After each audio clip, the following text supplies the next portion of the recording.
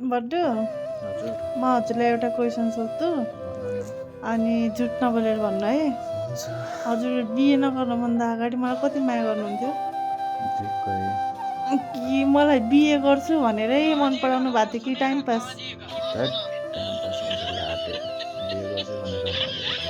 अनि हजुरलाई सुरुमा कसले प्रपोज गरे हो?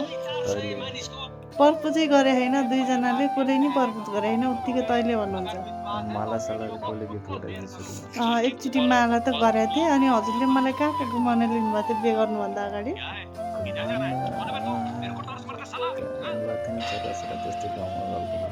चर्रा लिनुभएको थियो अनि आफ्नो घर देखाउन नि दिनुभएको थियो है।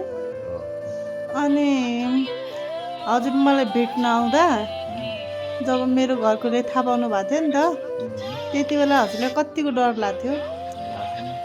डर लाग्थेन? अनि मलाई त्यति बेला लैजाऊ भनेको बेला किन नलिएको त?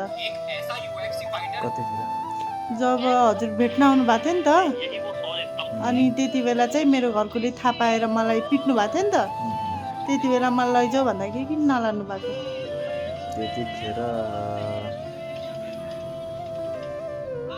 त्यतिखेर जाउँ लग्ने त थिएँ, तर त्यतिखेर टाइम पनि थिएन कि हामी मगर 9 क्लासमा पढ्थ्यौँ। अनि कहाँबाट 9 क्लासमा पढाइ पनि हुँदैन नि त, भ्याउँदैन नि त। हामीले कति वर्षमा बिहे गरेको रे बड्डु भनिदिनु त? 17 वर्षमा बिहे गरेको है।